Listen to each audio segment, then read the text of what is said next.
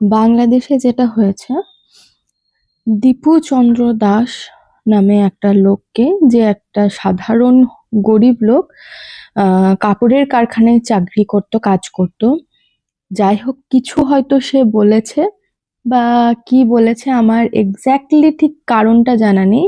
সেই কারণে তাকে উলঙ্গ করে সবারই সামনে মারধর করা হয়েছে, এবং তার যখন একটুও প্রাণ ছিল সেই মুহূর্তে তাকে ময়মনসিংহের ভরা বাজারে একটা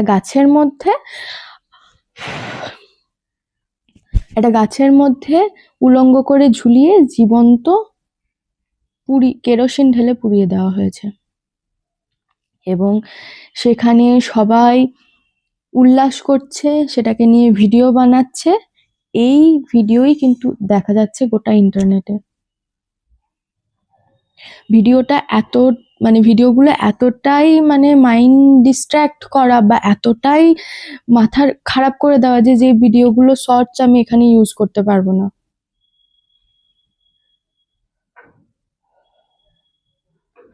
আর তারপরে কি হয়েছে, যে মিডিয়াগুলো বা যে রিপোর্ট চ্যানেলগুলো এটাকে ভিডিও বানিয়েছে এবং এটাকে চ্যানেলে চালিয়েছে, প্রত্যেকটা চ্যানেলে, সেই প্রেস হাউসগুলোকে বন্ধ করে দিয়ে তাতে ভিতরে যারা রিপোর্টার ছিলেন তারা সবাই কিন্তু ছিলেন, বাইরে থেকে তালা মেরে দিয়ে সেগুলোকে আগুন ধরিয়ে দেওয়া হয়েছে।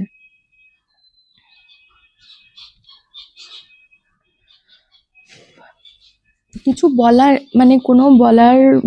আমার কোনো কিছুই নেই। দেখে এই ভিডিওগুলো দেখে মাথাটা এতটাই ডিস্ট্র্যাক্ট হয়ে যাচ্ছে, এতটাই কি বলবো।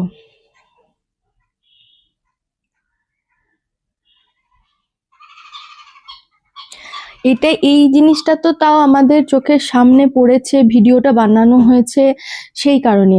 এরকম কত ঘটনা তো বানানোই হয় না, দেখানোই হয় না। এরকম কত কত ঘটনা দেখানোই হয় না। যে বাংলাদেশ পাকিস্তানের থেকে মুক্তি চেয়ে মুক্তিবাহিনী এবং তার লোকালরা মিলে লড়াই করে পাকিস্তানের থেকে আলাদা হয়ে গিয়েছিল, আজকে এত বছর পর সেই বাংলাদেশ আবার পাকিস্তান হচ্ছে।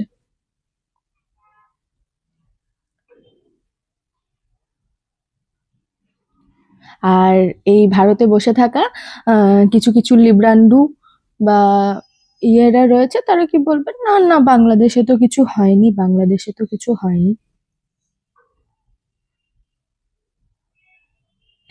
প্রত্যেকটা দিন ইন্ডিয়ান এম্বাসির ওপর, বাংলাদেশে থাকা ইন্ডিয়ান এম্বাসির অফিসে ভাঙচুর চালানো হচ্ছে, তার সামনে গেটের মধ্যে অবরোধ করা হচ্ছে। প্রত্যেকটা দিন প্রায় বেশিরভাগ দিনই অফিস বন্ধ রাখা হচ্ছে। কি কারণ? শেখ হাসিনাকে দরকার, শেখ হাসিনাকে ফেরত পাঠাতে হবে।